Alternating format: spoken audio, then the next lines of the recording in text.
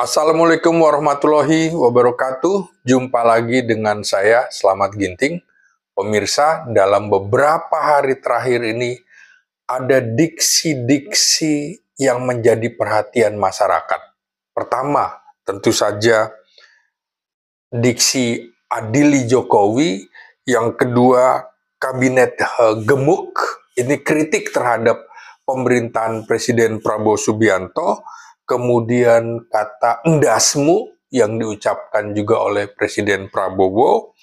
Lalu hidup Jokowi, tagar aksi Indonesia gelap, dan juga tagar kabur aja dulu. Nah, bagaimana korelasi antara diksi-diksi ini? Saya akan menjelaskan hal ini kepada pemirsa. Pemirsa, tentu saja publik tidak lupa bahwa organisasi atau yang disebut organisasi OCCRP, Organized Crime and Corruption Reporting Project, itu memasukkan nama Presiden ke-7 Indonesia, Joko Widodo, dalam daftar nominasi finalis tokoh kejahatan terorganisasi dan terkorup pada 2024 lalu.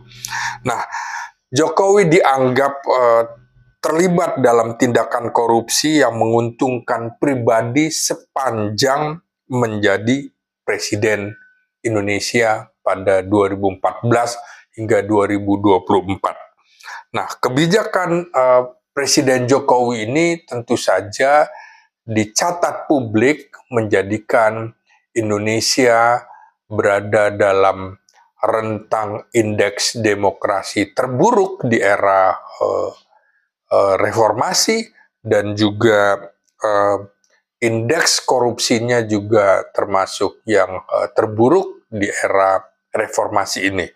Nah, tentu buntut dari kebijakan Presiden Jokowi ini di ujung akhir masa pemerintahannya dengan program impor ugal-ugalan menyebabkan sekitar 80.000 orang kehilangan lapangan pekerjaan. Ini versi Kementerian Tenaga Kerja. Bahkan ada beberapa peneliti menyebutkan sesungguhnya sekitar 500.000 orang Indonesia kehilangan lapangan pekerjaan. Nah, disinilah menurut saya orang jadi mengingat lagi dengan film dokumenter Dirty Vote atau pemilihan kotor. Di situ ada yang disebut gentong babi. Jadi bansos politik yang digunakan Presiden Jokowi dalam pemilihan umum menjadi biang kerok. Bansos ini menjadi kepentingan politik. Nah, ternyata belakangan juga dikemukakan oleh Ketua Dewan Ekonomi Nasional Luhut Binsar Panjaitan yang mengatakan 500 triliun rupiah bansos itu separuhnya diperkirakan itu tidak tepat sasaran, yaitu 250 triliun rupiah. Artinya memang seperti babi, maka bansos ini digunakan secara haram separuhnya. Siapa yang bertanggung jawab? Tentu publik menuding Jokowi adalah orang yang harus bertanggung jawab. Karena itu grafiti-grafiti di sejumlah kota-kota besar yang meminta adili Jokowi itu ada sebuah rangkaian dari pemerintahan Jokowi 10 tahun sebelumnya. Jadi tentu saja ada tuntutan supaya pengadilan terhadap Jokowi ini merupakan sinyal agar Presiden Prabowo Subianto tentu saja tidak melanjutkan program-program Jokowi yang dianggap ugal-ugalan itu. Tapi di sisi lain menurut saya yang menarik adalah setelah Presiden Prabowo memerintah selama 100 hari, ada kritik terhadap kebijakannya, terutama soal efisiensi.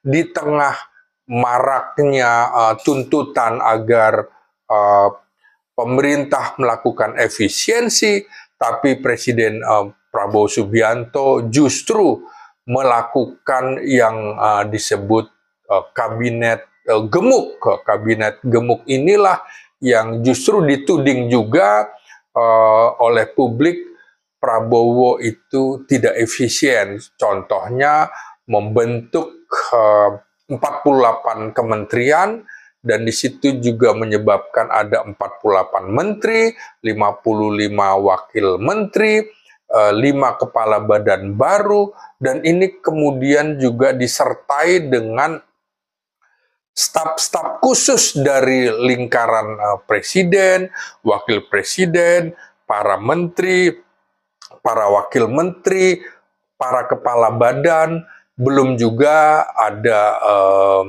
utusan khusus, asisten khusus, juga tenaga-tenaga ahli di eselon 2. Ini tentu saja paradoks dengan rencana pemotongan anggaran yang cukup banyak dilakukan Presiden Prabowo di APBN sekitar 300 triliun lebih. Tapi di sisi lain, mengapa muncul pejabat-pejabat yang sangat tambun seperti itu?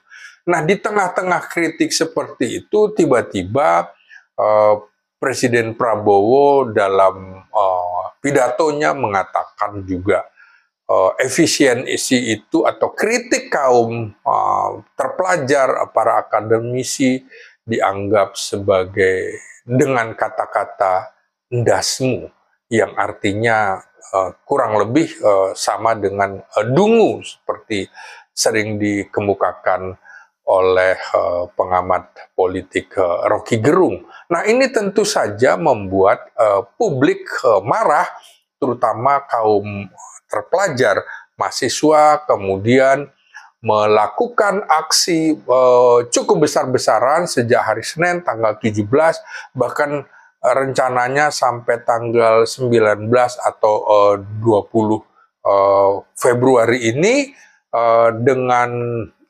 tagar atau Indonesia gelap, karena pemerintahan Prabowo Subianto tidak bisa dikritik. Kemudian juga yang menjadi masalah kekhawatiran para kaum akademisi itu adalah Indonesia gelap karena dengan krisis ekonomi dan hilangnya lapangan pekerjaan membuat kaum kelas menengah, di mana mahasiswa adalah bagian dari kelas menengah, akan kesulitan mencari lapangan pekerjaan, terutama pekerjaan-pekerjaan formal. Efisiensi pemotongan anggaran tentu saja berdampak di sektor-sektor swasta. Karena itu ada lanjutannya lagi, kemudian muncul tagar kabur aja dulu. Nah, kabur aja dulu dalam pengertian tentu saja para lulusan-lulusan perguruan tinggi yang baru saja menyelesaikan pendidikannya dan juga lulusan sekolah menengah menganggap harapannya kok semakin tipis di Indonesia untuk mencari lapangan pekerjaan, maka kabur aja dulu adalah solusi sementara agar mereka bisa mendapatkan lapangan pekerjaan di negara-negara lain. Tentu ini ada 50-50, bisa baik, bisa buruk. Maka ada tudingan juga bahwa generasi sekarang, Gen Z ini, dianggap nasionalismenya kurang. Tapi jawaban mereka adalah, jangan tuding kami tidak memiliki nasionalisme, tapi pemerintahlah yang kemudian menyebabkan kami seperti ini. Kami juga akan keluar negeri untuk membangun bangsa kami melalui pendidikan, melalui pekerjaan, dan inilah pesan dari kelas menengah. Apabila kelas menengah, terutama kaum akademisi, juga dianggap akan mengalami proses atau dampak dari pengurangan anggaran, ini yang membuat mahasiswa juga marah karena potensi kenaikan uang kuliah akan semakin tinggi dan potensi tunjangan dosen, tunjangan guru akan dikurangi juga. Belum lagi soal BPJS Kesehatan yang semakin sulit rakyat untuk mendapatkan fasilitas kesehatan. Kesehatan dan pendidikan adalah utama, bukan sekedar makan bergizi gratis yang diprotes misalnya oleh masyarakat SMA di tanah Papua yang menganggap kami juga membutuhkan pekerjaan setelah lulus, bukan hanya makan gratis. Di sisi lain, banyak masyarakat juga yang kehilangan lapangan pekerjaan, kelas menengah juga turun dari sekitar 23% kini tinggal 17%, dampak dari kebijakan ugal-ugalan Presiden Jokowi. Jadi Presiden Jokowi yang makan nangkanya, Presiden Prabowo yang kena getahnya. Karena itu publik juga mengingatkan agar Prabowo itu jangan menyatu dengan bayang-bayang Jokowi yang dikritik publik dengan cara hidup Jokowi itu belum pernah ada presiden sebelumnya yang mengagung-agungkan presiden terdahulu, padahal di sisi lain Presiden Jokowi dianggap sebagai biang kerok krisis ekonomi di Indonesia.